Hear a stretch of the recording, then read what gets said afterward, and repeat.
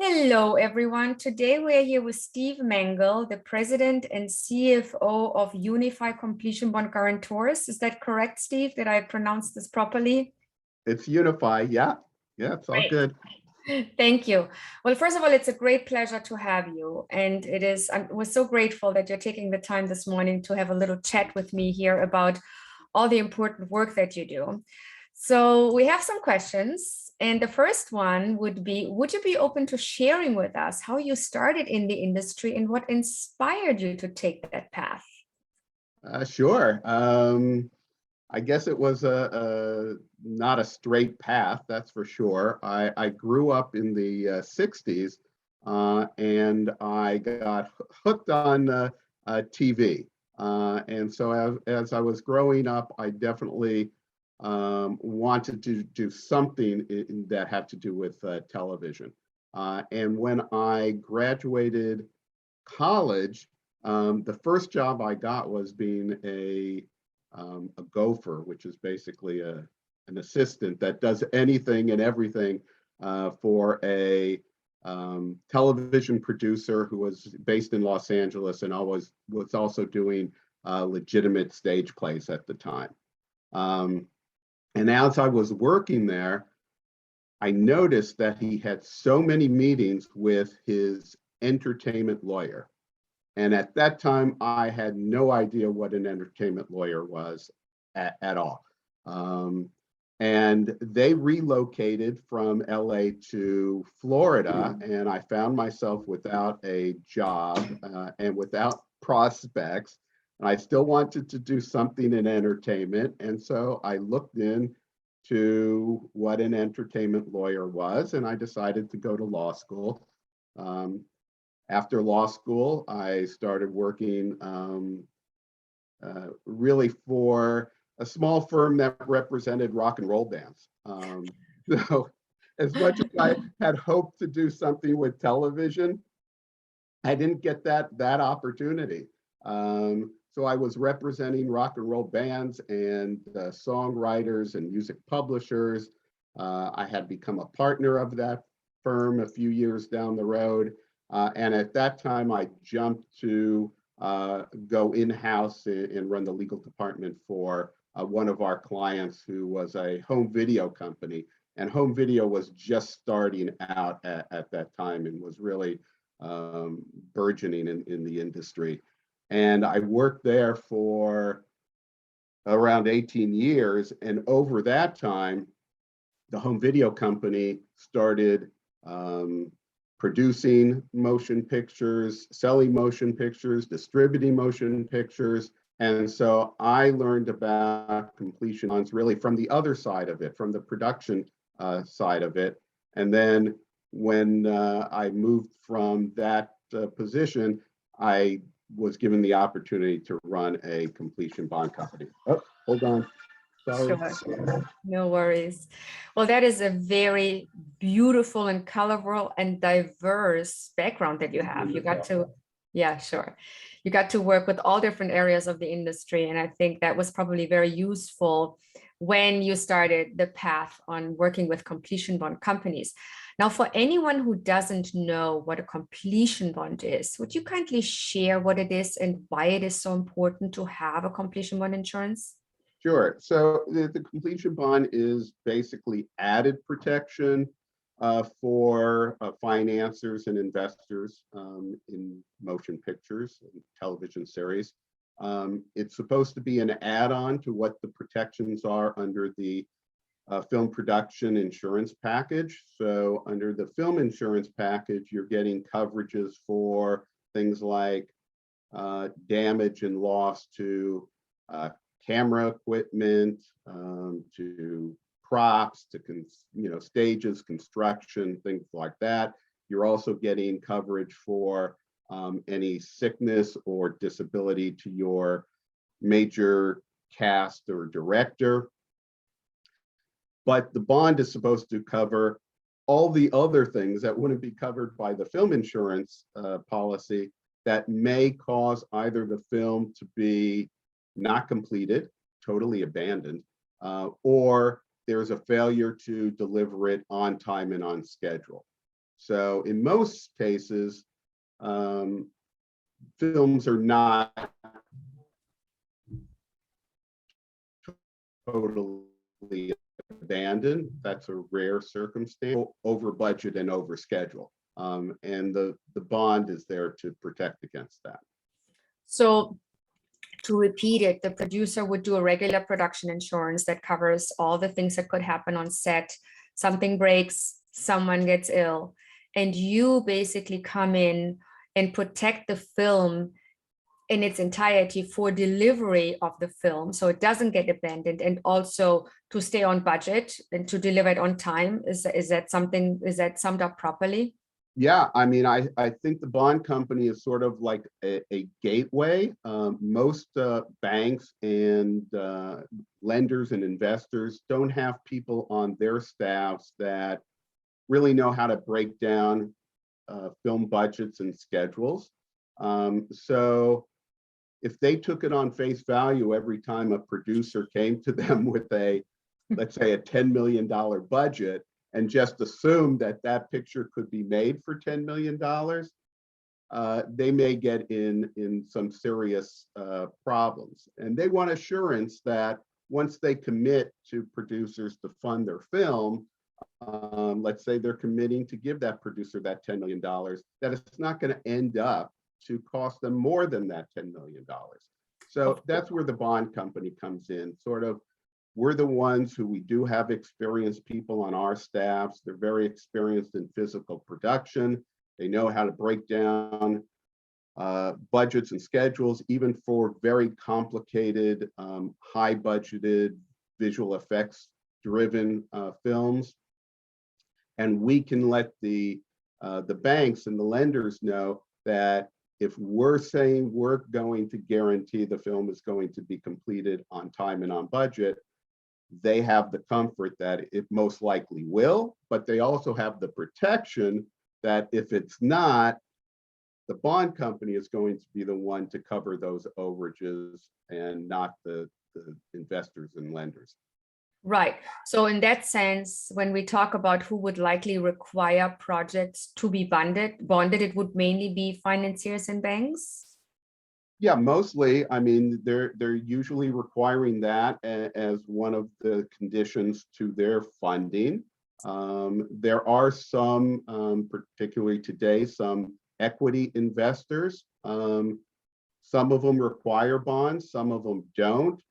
Even for the ones that don't, some producers want to still have a bond because they want to protect their investors. I mean, once you get an investor in this industry, you really want to keep that relationship and you don't want to have them burned on anything you're involved with. So even if they're not requiring it, it's sometimes very wise to get the completion bond anyway. I would even go as far as to say it is wise to get the completion bond for any producer, simply because as a producer, you have so much on your mind when you're putting together a picture, especially when you start out. And it is an added protection. It's actually added help for the producers to stay on track with everything in relation to the budget and the physical production, and also to stay on schedule. So I found it extremely helpful, especially when I moved here from a different country where, and a lot of our students are from different countries where these bonds are not something that they necessarily know about. So when I moved here and did my first movie, and I believe it was actually with you, to bond it here, I learned a lot about what I need to watch out for that is important in this country to do. And I understand you also not just bonding in the US, I think you offer completion bond insurances even outside of the US in certain areas that you approve, right? Yeah, I mean, it really doesn't matter where the film is going to shoot, you know, we can provide completion bonds almost worldwide. Perfect. Now, what kinds of, when we talk about projects, what kinds of projects are bonded? What are some of the budgetary limitations, if there are any? Do you do everything from television to film to documentaries? Are there things that fall So into we've done the whole gamut from, you know, documentaries to IMAX, you know, features. But I would say it's usually feature films, television series, both live action and animated.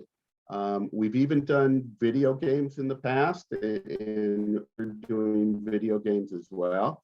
But while there's not a budget constraint, every bond company has a minimum premium that they require before they're going to take on all the work that's involved in providing a completion bond. So it doesn't necessarily make the most economical sense either for the producers or for the bond company if it's a very low budget project.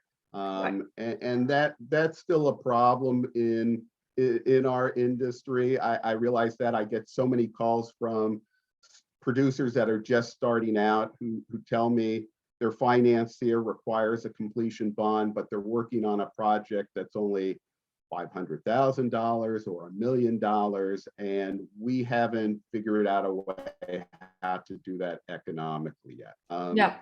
At the moment, we're currently looking at projects that have minimum budgets of around $5 million, and then we bought projects that it's a large range, but for the sub $5 million projects, we just don't have the time or capacity to consider them at the moment. You were going out when you were saying, and I don't know if you did say the maximum budget, if there is one. So you want to look at projects that are 5 million and up to what budget potentially? Well, we've done over $100 million. So wow. in most no limit. cases, those projects are either studio generated projects or they're being made independently, but for us, but the studio will distribute them. But certainly, for probably the people in your class that are going to be watching this, we'd be able to handle, any budget range that they're getting involved with. Yeah, and in the class we cover mainly budgets, not so much really the low budget area. There is a special course at UCLA that does this. So we really cover the medium, as I call it, the medium size budget level up to, I think the highest case study I have done is about $40 million. So when we go into television, we also talk about television financing, the budgets go up a little bit, but you also would bond a television series, for example, right? We have bonded television series, and in today's world, you can have each episode being anywhere from hundreds of $1,000s to several millions of dollars per episode. So when you aggregate it, by a season, whether that's going to be 8 or up to 13 episodes in a season, you can have a television series that is very high budgeted. Yeah. Now, in regards to locations, are there certain locations where you do not want to go, where you don't want to bond? That just off the top of your head, if there are any? Not really. I mean, for us, the criteria first of all has to be, can the producers get production insurance? Right. There. So there are going to be countries, or time periods where it's difficult. For instance, if there's conflicts going on, like Ukraine at the moment, you wouldn't be able to get insurance to film there, and certainly you wouldn't be able to get a bond there. There's other situations. It could be seasonal. For instance, if you wanted to shoot in New Orleans, it's a great location to shoot. They have great tax incentives there to shoot it there, but it's very difficult to do that during hurricane season. So if you're doing it during hurricane season, you're going to need an additional insurance coverage for hurricanes.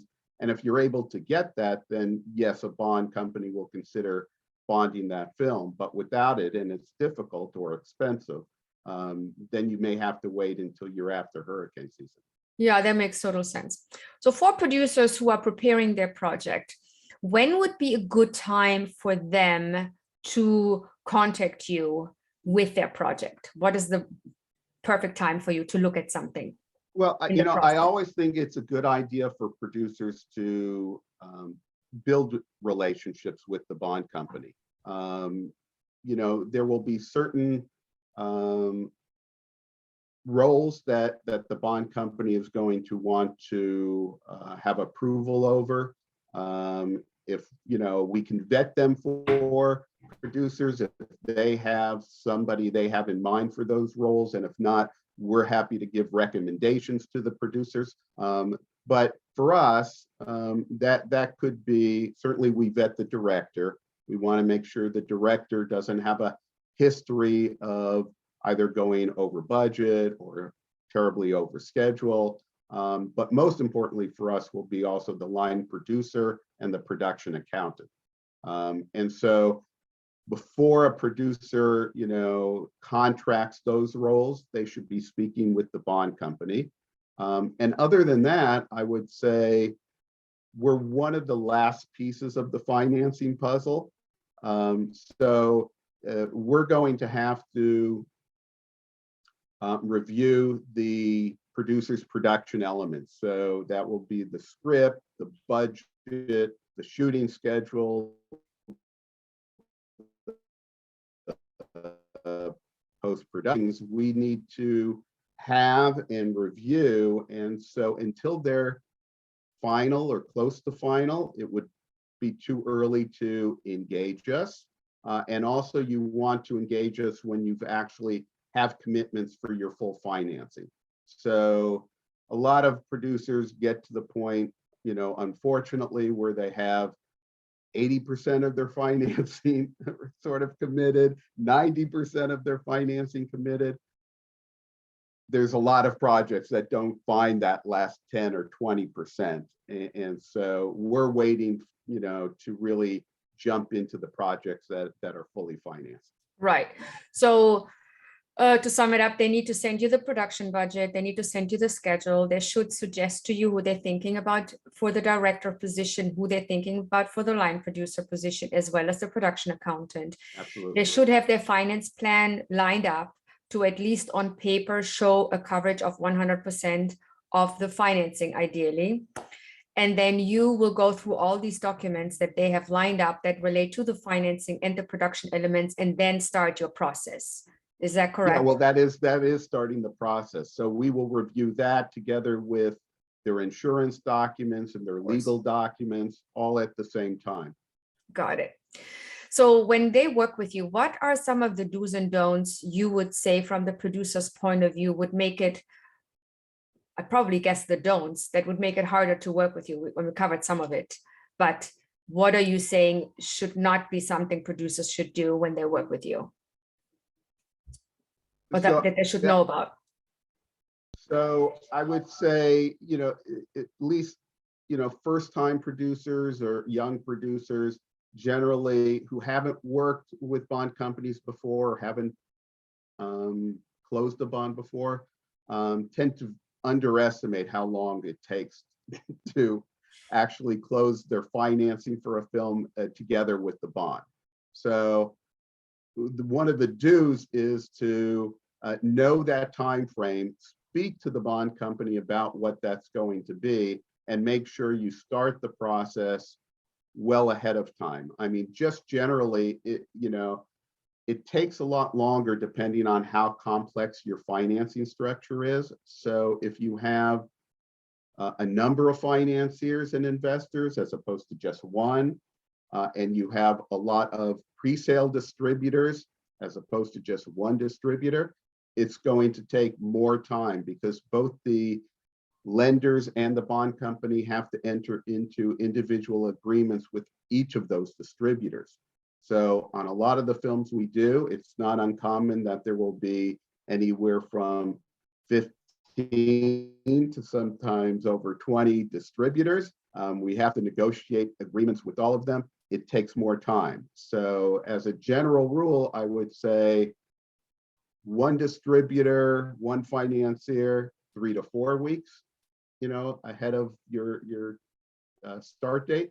And if it's a more complicated financing structure, it could be 6 to 8 weeks. Yeah, yeah. I usually tell them to calculate just a good 2 months for this process of closing when you're dealing with banks and pre-sales and the company completion one company.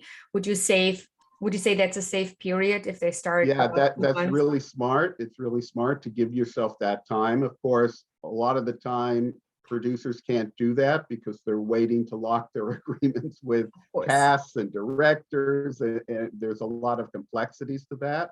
But certainly you want to try to give that amount of time. And for us, and for the producers, the clock starts not when you give us the initial call. Of It course. starts when your lenders have engaged their representatives, their counsel, to engage with our business affairs department.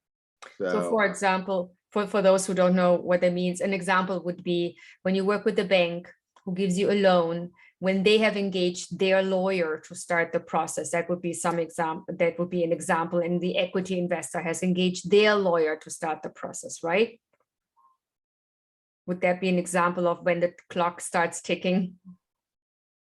From that time, if you can give yourself 2 months from that time, you're going to be fine. Okay, well, that is important to know. And it's important for those who, don't have the extra money lying around or have control over money that will help them to cover the pre-production phase, for example, which oftentimes still happens while the completion bond company is still looking at documentation to issue the bond. So it's not unusual for producers to actually already be in pre-production when the bond hasn't even closed yet. So there needs to be a thought process to maybe make sure that there's money for that time if the bond company hasn't closed yet. Is that fair to say?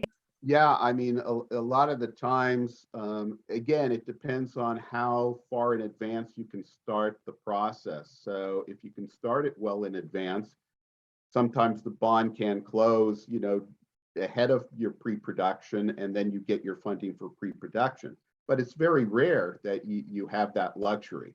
And so if you're starting late in the process, a lot of times producers have to end up getting bridge loans, which are loans that would help them pay for their pre-production and sometimes even production financing until the bond closes, and then the bank is willing to lend their funding.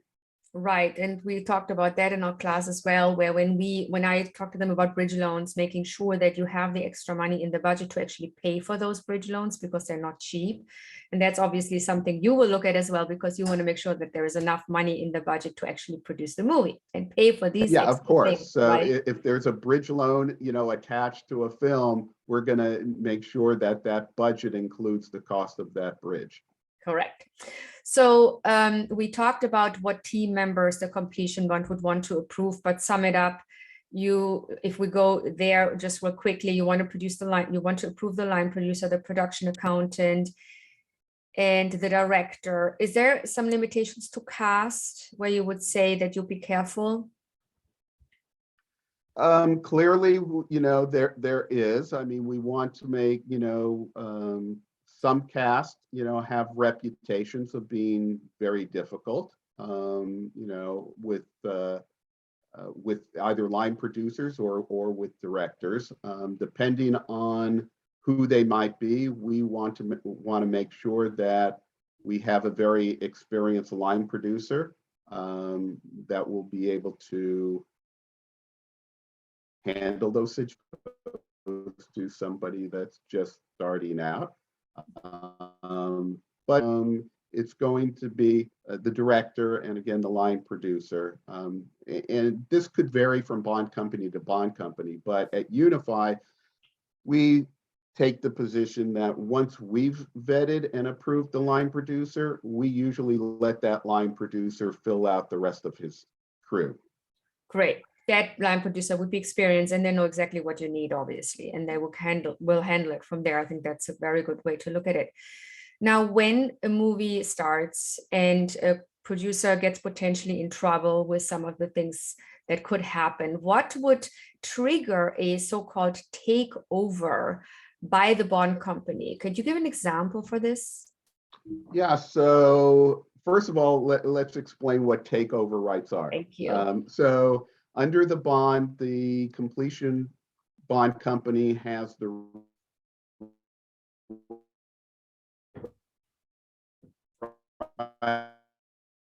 right to take over the management and control of a production to be a claim or a loss, which basically means if we think the film will not be completed on time or on budget, we're going to want to do something about that. And typically, that's a very collaborative process. We are meeting with the producers of the film. We are talking about what are the issues and problems that the film is facing, and we're trying to come up with a plan as to how to resolve those issues. From our point of view, we're trying to certainly reduce the potential of overcosts or production delays, if not eliminate them completely. And so if the producers, once we develop a plan, if the producers then enact on that plan and take our directives, there won't be any need for us to take over the production. It's only if we run into resistant producers or if producers just won't follow our instructions or directives, then we might be in a position where we have to take over. Happens very rarely.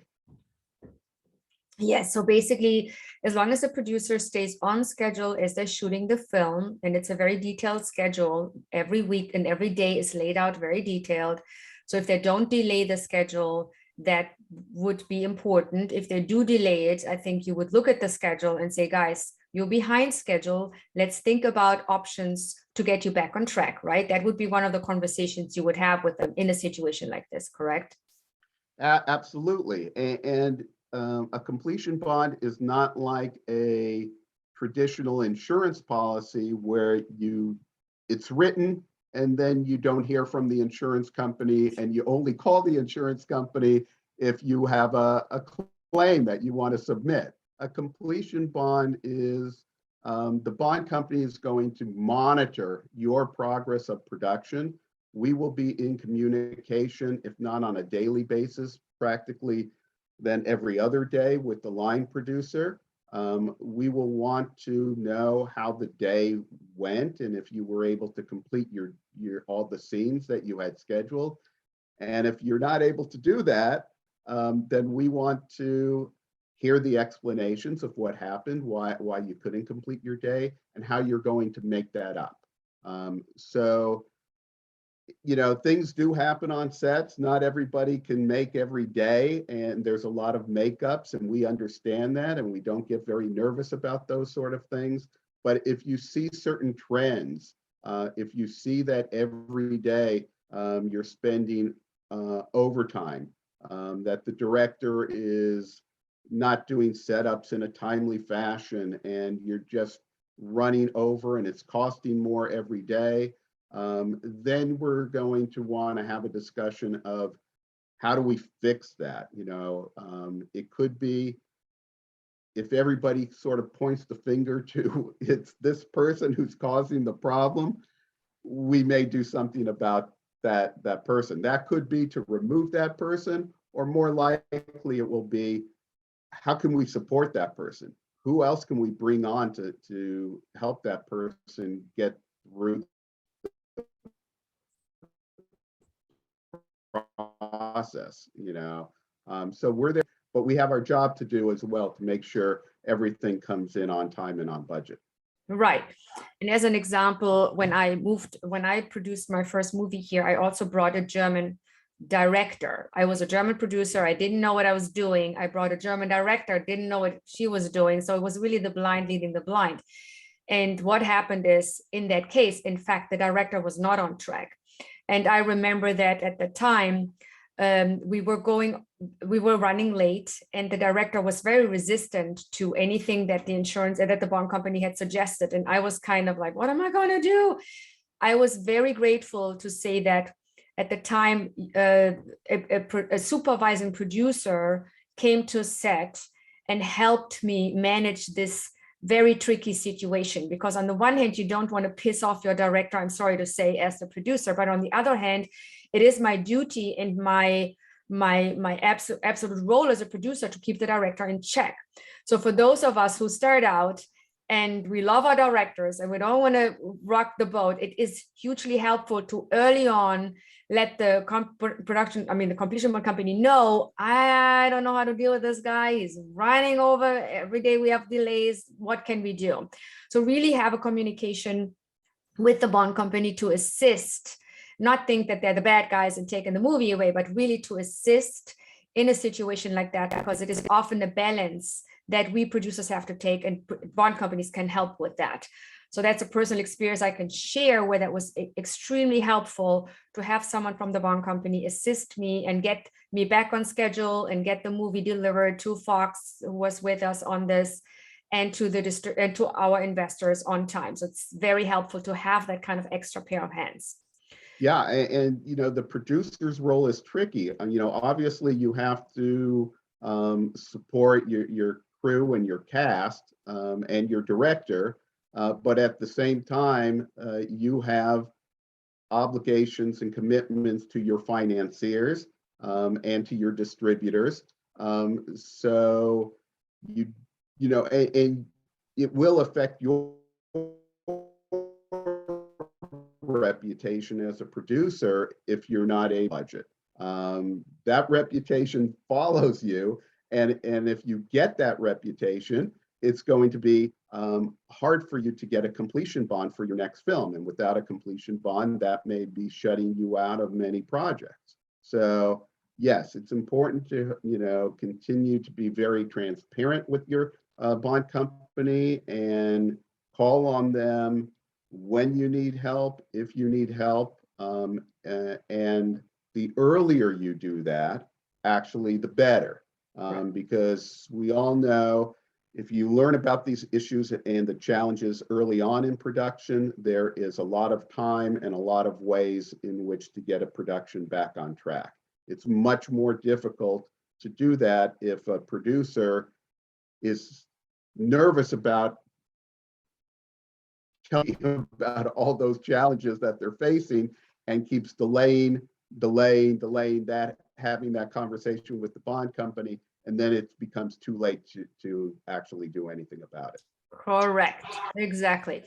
So when we look at the bond company, obviously there is a cost involved, and very often this cost is driven by, if I understand it correctly, this might be different from bond company to bond company, but might be different by the size of the budget and what is insured. Can you talk about some of these costs and how they are coming about? Sure. So you're right. The bond premium is expressed as a rate, which is a percentage of a film's budget. The rate generally runs from 2% to 3%. The higher the budget is, the lower the rate is, but the higher the actual premium will be because of the size of the budget. And the lower the budget is, the higher the rate is going to be. So just think, if you're doing a $5 million budgeted picture, you may have a 3% rate, so you're going to spend $150,000 for your premium. Whereas if you were doing a $20 million film, you may have a 2% rate, so a lower rate, but you'll still be paying $400,000, which is a much higher premium.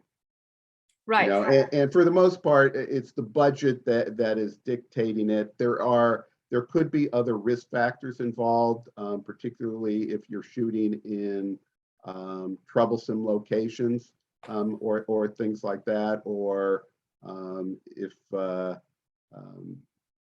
you have super visual, very heavy visual effects and things like that, which can make a project much more complicated. But that's the general range for premium. Right. On that note, quickly, I want you to talk about actors and their limitations and schedules. Is there something like a stop date that you don't want to deal with? Could you just maybe quickly talk about that? So there's both start dates and stop dates that we look at. So when you're contracting with your cast members, a lot times in the negotiations, I can work on the project, but I can't be there sooner than a particular day, which is going to be his start date. And I have to leave for typically another project by a certain date, which is going to be the stop date. So typically insurance companies are looking for a 10-day leeway between an actor's stop date and when your scheduled completion date is, wrap date for photography is. So let's say you were finishing your film on January 31st, you wouldn't want a stop date on February 2nd. It's too risky for the insurance company and then too risky for the bond company, because you wouldn't have insurance covering that person if they had to leave to another project. You don't finish your film in time, you have to then wait until that actor can come back, and finish his work. So you want a 10-day leeway. That's what you're looking for. And if the insurance company approves the stop date, then the bond company can approve the stop date as well. Great. So I just wanted to mention that real quick, because for some producers, they have certain actors, and these actors have responsibilities to be on other movies as well, and maybe the movies squeeze in there. So it's important to have enough space between one movie for this actor ending and a new movie for this actor beginning. So just wanted to quickly reflect on that. When we go back to the bond fee, are there certain items in the budget that could be excluded from the bond fee being charged on those? So the bond fee or that rate is usually charged on what we call the direct cost budget. So the direct cost budget is all the above the line and below the line costs in the budget, but it doesn't include, to the extent you have them in your budget, your interest and financing costs, your contingency allowance, or the bond fee itself. So those are the exclusions that are definitely there. And then there can be other exclusions, but it's all dependent on the project itself. But one of the things that, if you have deferments in your budget or bonuses in your budget, things like that, where they're contingent upon the film having so much, making so much in the box office or things like that, then yes, we can exclude those deferments as well. That makes sense. So the last item I would like, we talked about some of the information and the documents that you require. We already talked about the budget, the schedule. In addition to that, the financing agreements, the distribution agreements, all the pre-sale deals. Am I missing something that you need to see when people come to you to give you a project other than those? I mean, there's going to be the director's agreement, the cast agreements, any kind of financing, distribution agreements. Yeah, I mean, people can go onto our website. So our website is UniFi. So UniFi is always with two I's. So UNIFI bonds, bonds.com. And there's a wealth of information on our site. There's pages that walk producers through the process of what we go through and all the documents that have to be provided to us and when they should provide those to us, as well as we have standard form agreements on there, so producers can look at what a bond actually looks like. And I should mention for starting producers that there are actually two agreements or main agreements. One is the bond, which is the completion guarantee, which is the agreement between the bond company and the film's financiers. The other agreement is the completion agreement, which is the agreement between the bond company and the producers. So it's under that agreement where the producers tell the bond company, yes, this is our schedule, this is our budget. We promise to completed on time and on schedule, at least to the best of our ability. And under that agreement, that's where the bond company is granted its takeover rights. Right. And under that agreement, it might also be the one, and I'm not sure, you can correct me, where the producer might have to hold back some of their fee to you in case there are problems. Isn't there something like that? Or am I misunderstanding? Yeah. So, oftentimes, the producer is short. It's usually, they don't have enough contingency that the bond company requires or believes is going to be adequate for the project. So it's not atypical that the producer has to defer a portion of his or her fees to make up that gap. And so typically we enter into agreements with the producers. They agree to defer a portion of their fees. And then if a certain amount of contingency still remains at the end of principal photography, we release a portion of those deferments back to them. And then we release the final portion once the picture is completed and delivered, if they haven't exceeded the contingency. What is the contingency you normally require, or the range? Yeah, it varies. So, on smaller pictures, budget pictures, we'll definitely want a full 10% contingency. For much higher budgeted pictures, there's a little bit more flexibility, but it's usually coming in around 8%. Right. Okay. So lastly, last question, and thank you for taking all the time. By the way, guys, just so you know, I'm going to give you the information for the Completion Month website. No worries. I'm going to put it in the chat, so you'll have that. But the last thing I would like to ask you, Stephen, thank you so much for being such a wealth of information. What advice would you give to a producer who is a newcomer entering the industry today? Wow.